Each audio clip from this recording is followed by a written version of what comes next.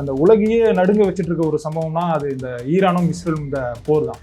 இப்போ புதுசாக ஒரு நாடு வந்து உள்ள களமிறங்கியிருக்காங்க. சீனா வந்து ஈரானுக்கு வந்து இந்த ஆதரவை வந்து தெரிவிச்சிருக்காங்க. இதை எப்படி சார் பார்க்குறீங்க? இந்த பிரச்சனை 3000 ஆண்டுகளுக்கு முன்னாடி மோசஸ் காலத்திலிருந்து ஆரம்பித்த பிரச்சனை இன்னைக்கு உள்ள நடந்துட்டு தீவிரம் அடைஞ்சது எப்போனாக்கா 1946 47 2ஆம் உலக யுத்தம் முடிஞ்ச பிறகு ஹிட்லருடைய தாக்குதலுக்கு பிறகு இது இன்னும் பெருசாக தீவிரம். இஸ்ரேல் மேல சில நியாயங்கள், ஏன்னா அது அவங்களுடைய பூமி. அது எப்படி சார் இஸ்ரேலுக்கான அது பூமியை வந்து கிளைம் பண்ண முடியும்? யூதர்களுடைய பூமிங்க அது. ஆல்ரெடி அங்க பாலஸ்தீனம் சொல்லிட்டு ஒரு நாடு. அதைத்தான் நான் சொல்ல வர்றேன். யூதர்களுடைய நாடு. இவங்களை வந்து அடிச்சு துரத்த இது கிறிஸ்தவ முஸ்லிம்கள் உருவான உடனே அவங்க வந்து இவங்களை துரத்துறாங்க. 2 பேருக்கு கிறிஸ்டியானிட்டிக்கும் இஸ்லாத்துக்கும் பெரிய தகராறு நடக்குது. இஸ்லாம் வந்து தீவிரமா பரவும். அப்பதான் இங்கிலாந்தை ஆண்ட கிங் ரிச்சர்ட் குரூசைட் வார்னு ஒன்று ஆரம்பிக்கும். இஸ்ரேலுக்கு வந்து அமெரிக்கா சப்போர்ட் பண்ணுறாங்க, யூகே வந்து சப்போர்ட் பண்ணுறாங்க, பிரான்ஸ் முதற்கொண்டு ஒரு பல்வேறு கண்ட்ரிகள் வந்து அவங்களுக்கு சப்போர்ட் பண்ணிட்டு தான் இருக்காங்க. இந்த சைடு வந்து ஈரானுக்கு வந்து சீனாவும் ரஷ்யாவும் வடகொரியாவெல்லாம் சேர்ந்து ஒரு சப்போர்ட்டை வந்து கொடுக்குறாங்க. இது வந்து ஒரு 3ஆம் உலக போருக்கு ஒரு அடித்தளமா அமைதுன்னு பேசப்படுது. சான்சஸ் இருக்கு. ஏன்னா இஸ்ரேல் என்ன பண்ணுச்சுன்னா அந்த அணுகுலைகள் வச்சிருக்கிற இடத்துக்கு நேரம் அவன் தாக்குதல் நடத்துறான். ஒருவேளை அது தாக்குதல் அடிபட்டுச்சுன்னு வச்சுக்கோங்க, வெடிச்சதுன்னு வச்சுக்கோங்க, இங்கே உட்காந்து நம்மளாம் பேசிக்கிட்டு இருக்கோம். இந்த ஈரான் இஸ்ரேல் இந்த போர் போயிட்டு இருக்குல்ல சார், இதுல அதிகம் காட்டி கொடுத்தது யாருன்னா பாகிஸ்தான்னு சொல்றாங்க. ஈரானுக்கு வந்து ஒரு நட்பு நாடா இருந்தது பாகிஸ்தான். இப்போ அவங்களே வந்து இந்த மாதிரியான துரோகத்தை வந்து பண்றாங்களா சார்? இது எந்த விதத்துல வந்து சரியா துரோகம் நீங்க எப்படி சொல்றீங்க? அமெரிக்காவுக்கு அடிபணிஞ்சு எல்லா வேலையும் அவங்க தான் சார் பண்ணி. நீங்க அமெரிக்கா சொல்லி தானே போற நிறுத்தினீங்க. பங்களாதேஷ் வார் நடந்தது இல்லை? ஆமா, பங்களாதேஷ் அதாவது கிழக்கு பாகிஸ்தான் அது தனியா போறதுக்கு முடிவு எடுத்துட்டாங்க. இந்தியா தான் அதை தூண்டி விட்டு அதை நாட்டை பிரிச்சது. இந்திரா காந்தி தான் அதை பிரித்தாங்க, பாகிஸ்தானில் 2ஆக்குனாங்க. அப்போ வந்து பாகிஸ்தானுடைய விமானங்கள் வந்து இந்தியா மேலே பறக்கக்கூடாது, பங்களாதேஷுக்கு பக்கம் போகக்கூடாதுன்னு சொல்லி தடுத்துட்டோம். யார் வந்து பெட்ரோல் போட்டுக்கன்னு சொல்லி அனுமதி கொடுத்தது யார் தெரியுமாங்க? இலங்கை.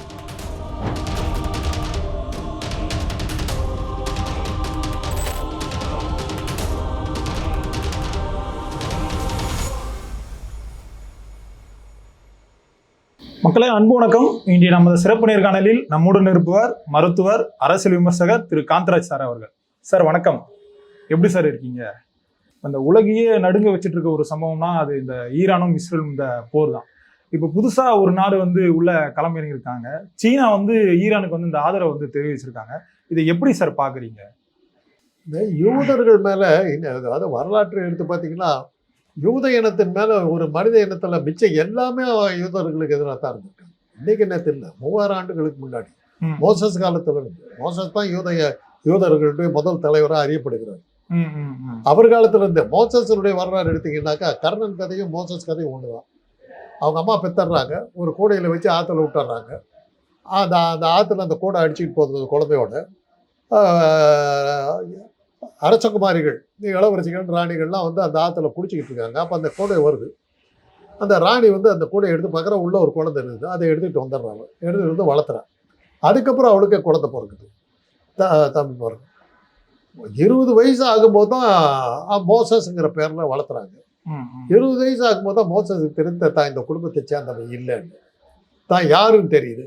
யூத இனத்தை சேர்ந்த ஒரு ஆள் இந்த குடும்பத்துக்கு நமக்கு சம்மந்தம் இல்லை. அது அவன் தம்பிக்கும் தெரியுது. ஒரு ராணிக்கே பிறந்த குழந்தை ரமீசஸ்ன்னு பேர். ரமீசஸ் வந்து 2 பேத்துக்கு மத்தியில் அந்த பட்டத்தை யார் ராஜாவாகிறது யாருன்னும் போது, இவன் எங்கேருந்தா ஆற்றுல வந்தவனுக்கு எப்படி கொடுக்கலான்னு தம்பி கேட்குறான். உடனே மோசஸ் சொல்கிறார், எனக்கு வேண்டாம், நான் இந்த குடும்பத்தோட சேர்ந்தவன் இல்லைன்னு சொல்லிட்டு வெளியே போயிருக்கேன். வெளியே போனதுக்கப்புறம் அதுக்கப்புறம் தான் வந்து பெரிய இதாக மத போதகராக மாறுறாரு. கடவுளே வந்து அவருக்கு 10 கமாண்ட்மெண்ட்ஸ் கொடுத்ததெல்லாம் கதைகள் உண்டு. அதுதான் ஓல்டு டெஸ்டமெண்ட். பைபிள் வந்து நியூ டெஸ்டமெண்ட். மோசஸ் எழுது வந்து ஓல்டு டெஸ்டமெண்ட். அதெல்லாம் 10 கமாண்ட்மெண்ட்ஸ் எல்லாம் இருக்கு. அதெல்லாம் வந்து வரலாறுகள். அந்த காலத்திலேயே மோசஸ் தலைமையில் வந்து அந்த யூத இன மக்கள் எல்லாம் அத்தனை பேரும் வந்து ஈஜிப்டை விட்டு வெளியே வர்றாங்க. நைல் நதி கடந்து போகிறதுக்கு அவங்களால் முடியல. அந்த டைமில் கரெக்டாக நைல் நதி 2ஆக பிளந்து அவங்களுக்கு வெளியே விட்டு அந்த பக்கம் அனுப்புது. அப்படி வந்து தான் அவங்க இஸ்ரேலில், இப்போ இருக்கிற இஸ்ரேலில் ஜெருசலத்தில் அவங்க குடியேறுறாங்க. எங்கேயுமே அவங்கள இருக்க விடல. ஆனால் என்ன பண்ணாங்க, அவங்க வந்து இருக்க விடலைன்னு சொந்த நாடு ஒன்றுமே இல்லாமல் இருக்கிறதுனால ஐரோப்பா முழுவதும் அவங்க பரவணும். இல்ல சார், இப்ப அதெல்லாம் ஒரு காலகட்டம் வரைக்கும் இல்லை, அதெல்லாம் பரவுனதுனால ம், அந்த அந்த அந்த பகுதிகளில் அதுக்கு பின்னாடி வந்தவங்க வந்து முஸ்லீம்கள்லாம் வந்து அதை அவங்க கிளைம் பண்ண ஆரம்பித்தாங்க. இது என்ன சொல்ல வரேன்னா, இந்த பிரச்சனை 3000 ஆண்டுகளுக்கு முன்னாடி மோசஸ் காலத்திலிருந்து ஆரம்பித்த பிரச்சனை ம், ம், ம். இன்னைக்கு ஊரில் நடந்துட்டு இருக்கு. தீவிரம் அடைஞ்சது எப்போனாக்கா 1946, 47 2ஆம் உலக யுத்தம் முடிஞ்ச பிறகு, ஹிட்லருடைய தாக்குதலுக்கு பிறகு இது இன்னும் பெருசாக தீவிரம் ஆச்சு. ம், ம். அன்னையிலேருந்து இது நடந்துகிட்டு இருக்குது. அதுக்கு முடிவுகள் வரத்துக்கு இப்போதைக்கு சான்ஸே இல்லை. இன்னும் சொல்லப்போனால் மனிதன் இருக்கிறவர்கள் அதை இருந்துகிட்டு தான் இருக்கு. இந்த போருக்கான காரணம் வந்து இஸ்ரேல் சொல்றது என்னன்னா, ஈரான் வந்து அணு ஆயுதம் வந்து தயாரிக்கிறாங்க, அது அவங்க கிட்ட இருந்தா எங்களுக்கு வந்து அது ஆபத்தா இருக்கும், அதனாலதான் இந்த போரை வந்து இஸ்ரேல் வந்து தொடர்ந்து இருக்காங்க. அப்படி இருக்க இஸ்ரேல் வந்து அங்க இருக்க இஸ்லாம் நாடுகள் எல்லாத்தையும் அழிக்கணும்னு சொல்லிட்டு தான் இதெல்லாம் பண்றாங்க அப்படின்னு சொல்லிட்டு ஒரு தரப்பினர் வந்து இந்த வாதத்தை வந்து முன்வைக்கிறாங்களே சார். இஸ்ரேல் மேலே சில நியாயங்கள் இருக்கு. ம். ஏன்னா அது அவங்களுடைய பூமி.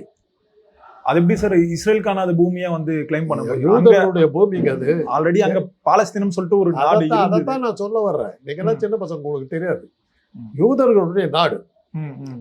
இவங்களை வந்து அடிச்சு துரத்த இது கிறிஸ்தவ முஸ்லீம்கள் உருவான உடனே அவங்க வந்து இவங்களை துரத்துறாங்க. 2 பேத்துக்கு, கிறிஸ்டியானிட்டிக்கும் முஸ்லிம். இஸ்லாத்துக்கும் பெரிய தகராறு நடக்குது. ம். இஸ்லாம் வந்து தீவிரமா பரவுது. ம், ம். அப்பதான் இங்கிலாந்தை ஆண்ட கிங் ரிச்சர்ட் குரூசைட் வார்னு ஒன்று ஆரம்பிக்கிறான். கிறிஸ்தவர்களை காப்பாற்றணுங்கிறதுக்கு அவன் படம் எடுத்துட்டு வர்றான். ம். துருக்கி வரலும் வந்து அந்த இஸ்லாமியர்களை தடுத்து நிறுத்திட்டான். துருக்கிக்கு அந்த பக்கம் துரத்திட்டான். ஜெய்சஸ் பிறந்தது அங்கே தான், ஜெருசலேம் தான், இஸ்ரேலில் தான் பிறந்தாரு. மோசஸ் பிறந்ததாங்க அவங்களுடைய பூமி, யூதர்களுடைய பூமி.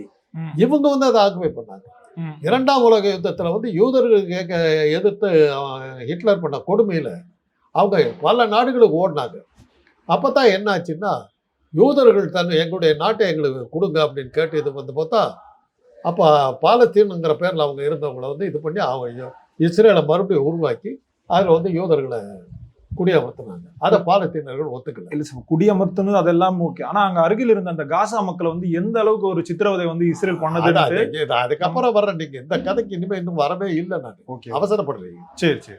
அது வந்து அன்னைக்கு ஆரம்பிச்ச அந்த தகராறு பாலஸ்தீனர்கள் வந்து அவங்கள அக்செப்ட் பண்ணல. இவங்க 2 பேத்துக்கு மத்தியில் தகராறு நடந்துகிட்டே இருந்தது. ம், ம். குறிப்பா வந்து இஸ்ரேலுக்கும் ஈஜிப்துக்கும் பெரிய ரகலை நடந்தது. ம், ம். நாசர் இருந்த காலத்துல வந்து பெரிய பெரிய ரகலை எல்லாம் நடந்தது. ஆனா ஒரு பொதுவான ஒரு இது என்னன்னா, யூதர்களை வந்து ஐரோப்பியர்கள் வந்து முழுக்க முழுக்க யூதர்களை சப்போர்ட் பண்ணாங்க. ஏன்னா ஐரோப்பிய பொருளாதாரம் பூரா யூதர்களுக்கு இல்லை. ம். 2வது யூதர்கள் வந்து நீங்க நான் நினைக்கிற அளவுக்கு சாதாரண மனிதர்கள் எல்லாம் பெரிய பொறுப்புல வந்து அவங்க தான் பெரிய இருப்பாங்க. சாமர்த்தியசாலிகள் மாத்திரம் இல்ல, தந்திரவாதிகள். ம், ம். இன்னும் சொல்ல போனா, சுருக்கமா சொல்ல போனா, நம்ம ஊர் 3% அவங்களுக்கு வித்தியாசம் கிடையாது. 2 ஒன்று தான். போற இடத்துல கலவரத்தை உண்டாக்கி வாழ்க்கையை நடத்துகிற ஆட்கள். அந்த மாதிரி ஜெர்மன்ல வந்து ஜெர்மன் மக்களுடைய கருத்துக்களை அமைக்கி இவங்களுக்கு டாமினேட் பண்ணதில் வந்த கோபத்தில் தான் ஹிட்லர் வந்து அவங்கள அவ்வளோ 33 லட்சம் யூதர்களை கொண்டு போச்சு. நீங்கள் டீப்பாக பார்த்தீங்கன்னா தமிழ்நாட்டில் வந்து திராவிட இயக்கங்கள் என்ன பண்ணிச்சுங்கிறதெல்லாம் அன்னைக்கே ஹிட்லர் அதெல்லாம் பண்ணது தான். அதை தான் இவங்க தொடர்ந்தாங்க. ம், ம். இன்னும் சொல்லப்போனால் 2 ஒரே நேரத்தில் ஆரம்பிச்சது தான். அது அங்கே அன்னைக்கு யூதர்கள் மேலே வச்ச அத்தனை குற்றச்சாட்டுகள் இங்கே இருக்கிற 3%காரர்கள் மேலே இருக்கு. எல்லாம் உண்டு. இதெல்லாம் ஒரு பக்கம் வச்சுங்க. அதனால் யூதர்கள் வந்து விட்டா தலைமையிலேயே உட்காந்துருவாங்க. அதனால் அவங்கள அமைக்கிக்கிட்டே இருக்கணுங்கிறதுல வந்து ஐரோப்பிய நாடுகளே. ஆனால் அமெரிக்கா என்னன்னாக்கா, அமெரிக்காவுடைய பொருளாதாரம் பூரா யூதர்கள் கையில். அதனால அமெரிக்காவால் வந்து யூதர்களை ஏற்றுக்கிட்டு ஒன்றும் முடியாது. அதனால தான் அவங்க இஸ்ரேலுக்கு அவங்க சப்போர்ட் பண்ண வேண்டிய கட்டாயத்தில் இருக்கிறாங்க. மற்ற நாடுகள்லாம் வந்து என்ன பண்ணுறாங்கன்னாக்கா, ஈரான் போன்ற நாடுகள், இந்த வளைகுடா நாடுகளுக்கு இருக்கிற ஒரு பெரிய ப்ளஸ் பாயிண்ட் என்னன்னா, எண்ணெய் வளம். நம்ம வந்து எண்ணெய் உடனே நீங்கள் பெட்ரோலை நினைப்பீங்க. பெட்ரோல் நமக்கு ஒரு பெரிய பிரச்சனையே இல்லை. Kerosene, கிருஷ்ணாயிலுங்கிறீங்க kerosene. கெரோசின் தான் நம்ம வந்து வீட்டில் அடுப்பெரிக்கிறதுக்கு பயன்படுத்தப்படுகிற இது. ம், ம். அது இல்லைன்னா நீங்கள் அடுத்தட்டு மக்கள் பூரா இந்தியா முழுக்க பாதிக்கப்படுவாங்க. ஆனால் கெரோசின் நமக்கு ரொம்ப முக்கியம். அது கெரோசின் அங்கிருந்து தான் வருது. அதனால தான் இந்தியா என்றைக்குமே இஸ்ரேலை சப்போர்ட் பண்ணது இல்லை. நமக்கு எண்ணெய் தேவை, நம்ம அடித்தட்டு மக்களுக்கு கெரோசின் தேவை, பெட்ரோல் தேவைங்கிறதுனால நியாயம் யார் பக்கம் இருக்குதுன்னு நம்ம பார்க்கல. நம்ம தேவையின் அடிப்படையில் நம்ம வந்து வளைகுடா நாடுகள் ஈரான், ஈராக் அந்த நாடுகளை நம்ம சப்போர்ட் பண்ணதுக்கு அதான் காரணம். இன்னைக்கு வந்து மோடி வந்து இஸ்ரேலை சப்போர்ட் பண்றாரு.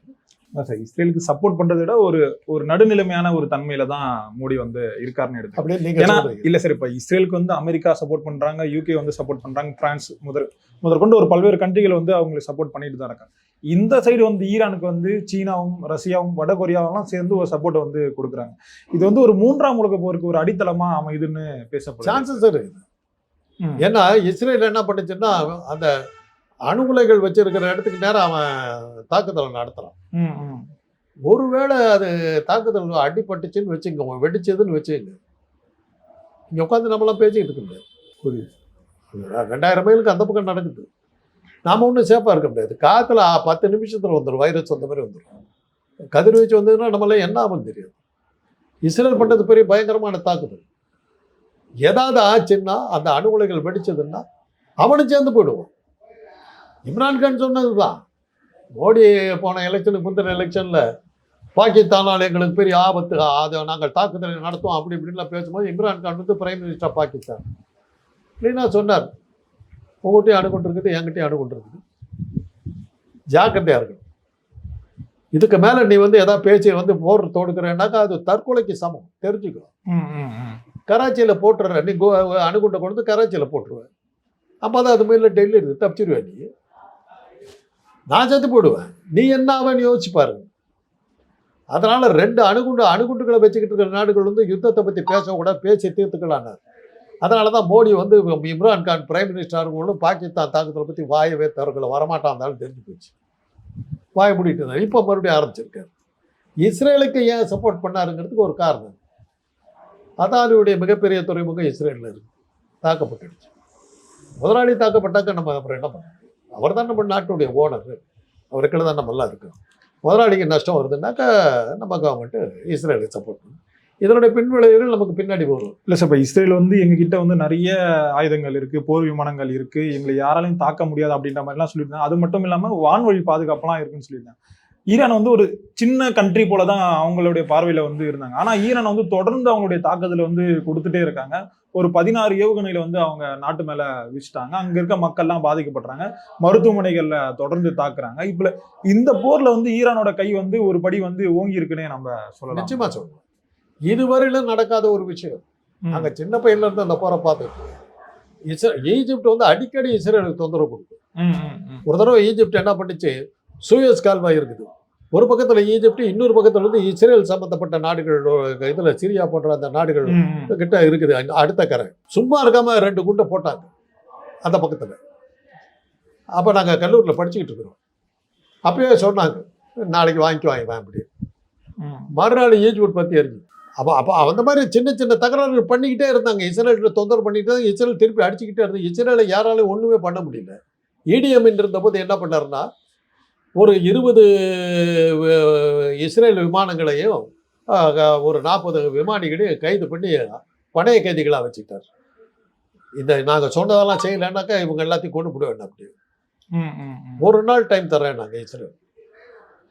பேசாமல் இருந்த இடிஎம்இன் வந்து பார்த்துக்கோ அப்படின்னா. அப்படி 24 மணி நேரத்தில் என்டபிங்கிற விமான நிலையத்தில் தான் அவங்களெல்லாம் கைது பண்ணி வச்சிருக்காங்க. எப்படி விமானம் வந்ததுன்னு தெரியாது.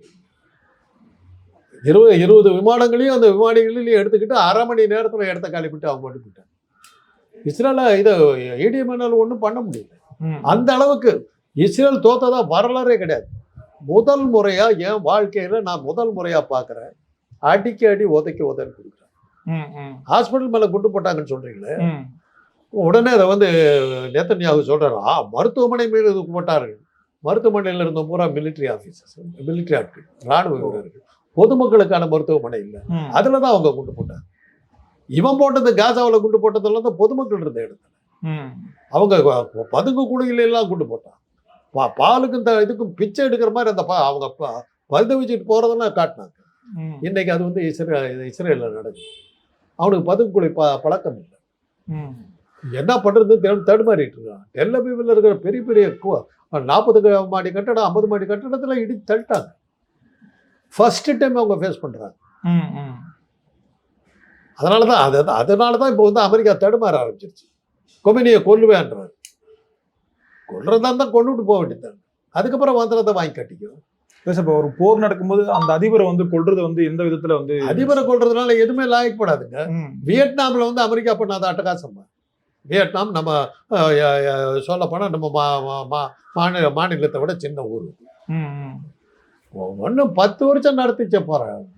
அமெரிக்கா தோத்துதான் நடக்குது. பின்டாங்க.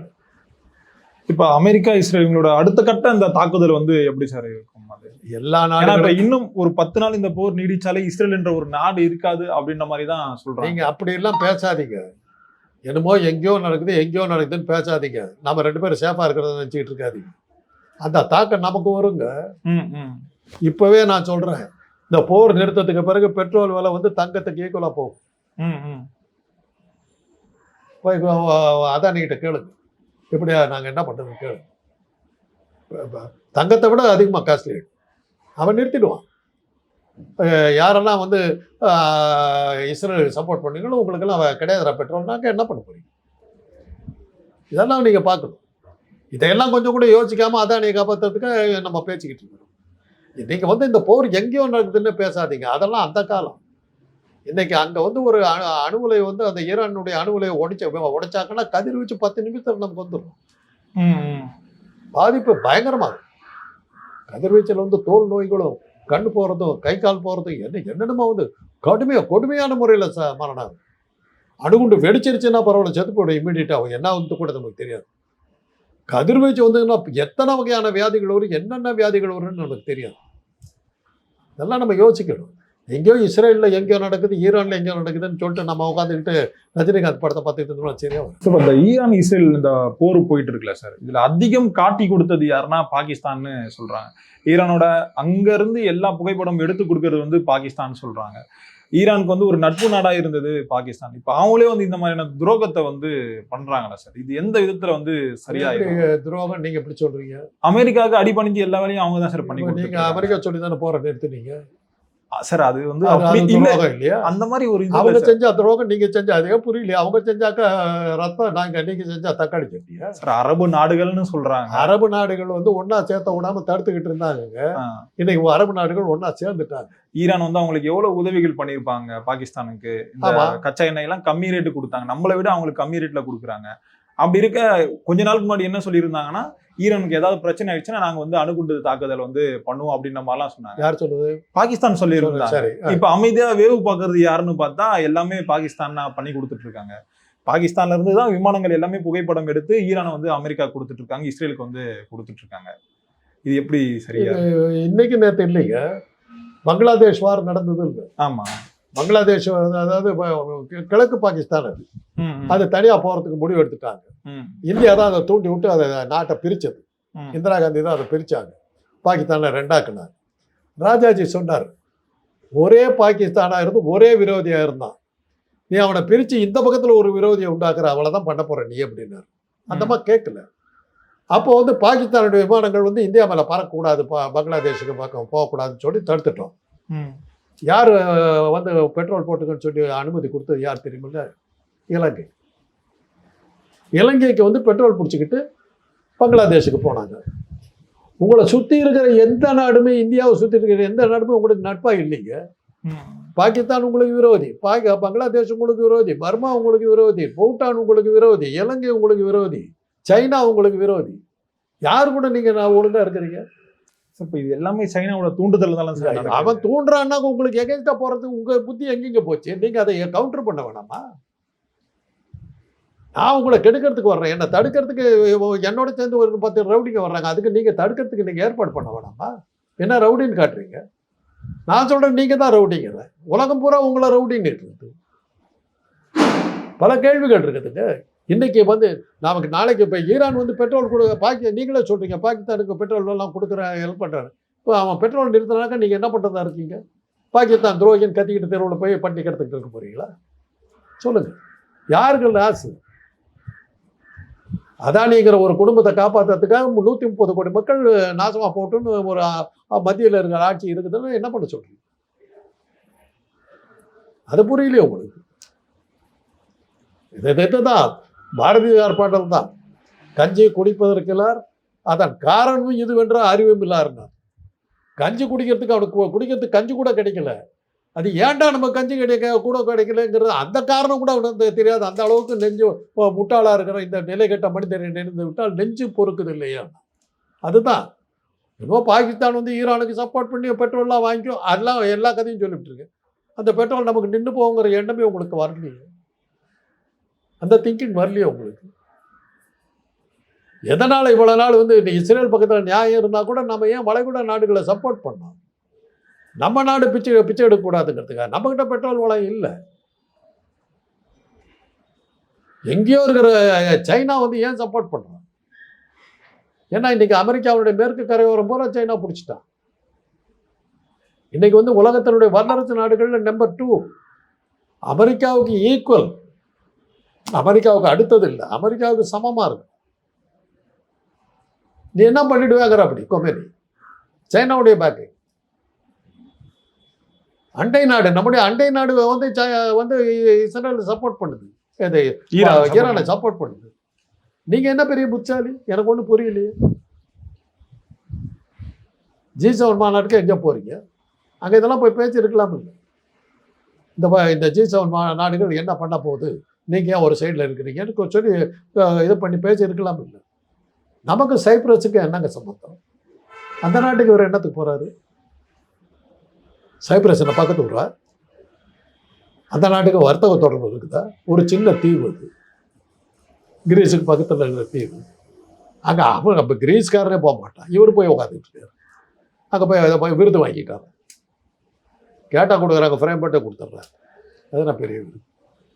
அங்கே போகிறாரு. எதுக்கு போனார்? அதனால் நமக்கு என்ன வர்த்தக தொடர்பு? இதுக்கு முன்னாடி என்ன வர்த்தக தொடர்பு அங்கே இருந்தது? அந்த வர்த்தக தொடர்பு இவர் போனதுனால இம்ப்ரூவ்மெண்ட் ஆச்சு. இன்னைக்கு தீவிரவாத தாக்குதல் நடக்குது, அது நடக்குது, எதோ கதையெல்லாம் சொல்லிவிட்டு என்னென்னமோ பண்ணிவிட்டு நமக்கு எந்த வகையிலும் தொடர்பு இல்லாத ஒரு சைப்ரஸ் நாட்டில் போய் ஜாலியாக உட்காந்துட்டு இருக்கு. இதுதான் இன்றைக்கி இருக்கிற அரசாங்கம், நம்முடைய அரசாங்கம். நான் எதனால் சொல்ல வரேன்னா, இஸ்ரேலும் ஈரானும் எங்கேயோ சண்டை போட்டுருக்குதுன்னு நினைக்காதீங்க. அது அடுத்த கொரோனா மாதிரி அடுத்த நிமிஷம் நம்மளை வந்து தாக்குறதுக்கு, நமக்கு பாதிப்பை ஏற்படுத்துறதுக்கு எவ்வளோ காரணங்கள் இருக்குது. அதனால தான் நம்ம அலட்சியமாக இருக்கக்கூடாதுங்கிறோம். நீங்களும் நான் அடிச்சுக்கிட்டு என்ன பண்ணுறது? அப்புறம் சொல்கிறாரு மோடி ட்ரம்ப் கொடுத்த விருதுக்கு போக முடியல. என்னன்னாக்கா இங்கே வந்து ஏதோ பூஜை நடக்குதான் ஒரிசாவில், ஜெகநாதர் ஆலயத்தில் அபிஷேகம் நடக்குது, அதுக்கு வந்துட்டாங்க. இல்லை சார், அது வந்து பூஜைக்காக இல்லை. பாகிஸ்தான்லேருந்து ஒரு ராணுவ தளபதி வந்து அமெரிக்காவில் இருக்காரு. இப்போ அந்த டைமில் மோடி போனால் 2 பேரையும் கூட சேர்ந்து ஒரு ஃபோட்டோ எடுத்துட்டு நாங்கள் வந்து இந்த தீவிரவாதத்தெல்லாம் ஒழிப்போம்னு சொல்லிட்டு ஒரு புகைப்படத்தை வந்து ட்ரம்ப் வந்து போடலாம்ல சார். அது காரணம் தான். போட்டோ என்ன தப்பு? தீவிரவாதத்தை ஒழிக்கிறது தீவிரவாதம்னு இல்லை சார், நான் தான் இந்த போரை நிறுத்தத்துக்கு பேச்சுவார்த்தை நடத்தினேன்னு சொல்லுவார். அதான் ஏற்கனவே சொன்னார். அது நீங்கள் மறுத்து சொல்லலையே. இல்லை சார், அதுவே ஒரு பொய்யான தகவல் தான். பொய்யான தகவல் எப்படி சொல்றீங்க? மோடி சொன்னது பொய்யின்றாரு அவரு. நான் தான் நிறுத்தினேங்கிறாரு. ஏங்க ஒரு நாள் காலையில் திடீர்னு எப்படிங்க நின்றுச்சு போகுது சார்? அதுதான் ஒரு 40 நிமிஷத்துக்கிட்ட வந்து ட்ரம்ப் கிட்ட போன்ல பேசினாருன்னு சொல்லிட்டு மோடி தரப்புல இருந்து சொல்லிருக்கு. மோடி என்ன உண்மையை சொன்னார்னு இருக்குது. இப்போ மோடி சொல்றதெல்லாம் உண்மைன்னு எப்படி எடுத்துக்கிறது? அவர் என்ன சொன்னார்? அமித்ஷா காஷ்மீரில் அப்படியே சுதந்திரம் வந்து விட்டது, அமைதி தவழ்கிறது, மக்களே போய் பாருங்கள், காஷ்மீருக்கு சுற்றுலா செல்லுங்கள். நம்பி போனாங்க, 20 பேர் சேர்த்து போயிட்டாங்க. அங்கே ஒரு இராணுவத்தை காணும். 140 கிலோமீட்டர் பாகிஸ்தான்லேருந்து உள்ளே வந்து உங்கள் 25 சுற்றுலா பயணிகளை கொண்டு விட்டு அதில் வேற ஒரு ஷோ, மோடிக்கு எச்சரிக்கைன்னு சொல்லி வீடியோவெல்லாம் எடுத்து கொடுத்துட்டு திரும்பி ஜாலியாக திரும்பி போகிறான். அவன் தான் சுற்றுலா பயணி மாதிரி இருக்கான். நம்ம ஊருக்காரன் தான். இன்னைக்கு ஒரு அமித்ஷா வாயை திறக்கல, பதில் சொல்லல. அடுத்தது ஒரு கேள்வி கேட்குறேன். அவருடைய மகன் தான் ஜெய்ஷா, தெரியுமில்ல? அமித்ஷாவோட மகன். அவர் தான் கிரிக்கெட் கண்ட்ரோல் போர்டுடைய சேர்மன். பெங்களூரில் 15-20 பேர் இறந்தாங்களே. ஜெய்ஷா கிட்ட இருந்து ஒரு வார்த்தை வந்துதா? ஒரு அனுதாப தெரிவிச்சே தான் வந்துதா? என்னங்க நடந்துட்டு இருக்குது? இங்கிருந்து அங்கே போயிட்டீங்க. பாகிஸ்தான்கார தளபதியை கூப்பிட்டு பக்கத்தில் உட்கார வச்சு சோறு போடுறாங்கன்னாக்கா உங்களுடைய வெளியுறவு கொள்கை எவ்வளோ தூரத்துக்கு தோல்வி அடைஞ்சிருக்குன்னு தெரியுதில்லை. நீங்கள் திருப்பி சொல்கிறீங்க பாகிஸ்தான் தீவிரவாத நாடு. அவங்கள கூப்பிட்டு அத்தனை நாடும் உட்கார வச்சுக்கிட்டு உங்களை யாருமே அப்படி சொல்லலையே. பதில் சொல்ல முடியல உங்களால். ஒரு நாடாளுமன்ற உறுப்பினர்களை வச்சு ஒரு குழுவை போட்டு எல்லா ஊருக்கும் அனுப்புகிறேன். எதுக்காக அனுப்புகிறேன்? அத்தனை ஊரும் வந்து முன்ன எதிர்த்து நிற்குது. நான் இல்லை பாகிஸ்தான் தான் தப்புன்னு சொல்கிறதுக்கு போகிறேன். பாகிஸ்தான் அந்த மாதிரி தூத்துக்குழு அனுப்பலையே.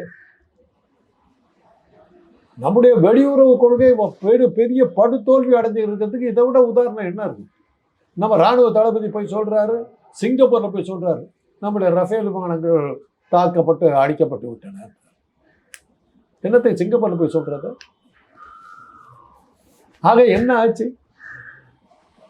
இந்த தீவிரவாத தாக்குதல் வந்து அவங்க முதல்ல பாகிஸ்தான் சும்மா தான் இருக்கு. நீங்கள் அது இதுன்னு சொல்லவும் தான் அவங்க திருப்பி அட்டாக் பண்ணிட்டு போயிட்டாங்க. அப்போ கடைசியில் பார்த்தா நாம தான் அடி வாங்கியிருக்கோம். 56 இடங்கள்ல வந்து 9 இடங்கள் எதுதான் தீவிரவாதிகளுக்கு அதாவது உயிர் சேதம் இல்லாமல் கட்டடங்கள் தாக்கப்பட்டன. கட்டடத்தை எதுக்கு இடிக்கிறதுக்கு இடத்துக்கு செலவு பண்ணுறேன். இந்த ரஃபேல் விமானம் 3 விமானம் இது தாக்கப்பட்டதில் 18,000 கோடி லாஸ் ஆகிடுது. அந்த வெறும் 3 விமானம் கொடுங்க, வரி போடுவாங்க, அதுக்கெல்லாம் வரி போடுவாங்க, கொடுங்க. அது பொறுத்து இருந்து பார்ப்போம் சார். இனி வரும் காலங்களில் இந்த போர் வந்து எப்படி நோக்கி செல்லுதுன்ட்டு எப்படி நோக்கி செல்லுதுன்னா இந்த போர் நிற்கிறதுக்கான என்ன ஏற்பாடுகள் உண்டோ அதை செஞ்சாகும். அது இந்திய அரசாங்கம் இன்னைக்கு இருக்கிற ஒன்றிய அரசாங்கம் அதை தீவிரமாக திங்க் பண்ணணும். எல்லாத்தையும் கூப்பிட்டு அவங்க பேசணும். சும்மா உட்காந்துக்கிட்டு அதானிக்கு நாட்டை விற்கிறது பெரிய விஷயம் இல்லை. நாளைக்கு அதானிக்கு ஆள்றதுக்கு ஜனங்க இருக்க மாட்டாங்க, நிலம் இருக்கும், மக்கள் இருக்க மாட்டாங்க, எல்லாம் செத்து போடுவாங்க. அதை பார்த்துக்க சொல்லுங்கள். ஓகே சார், ரொம்ப நன்றி சார்.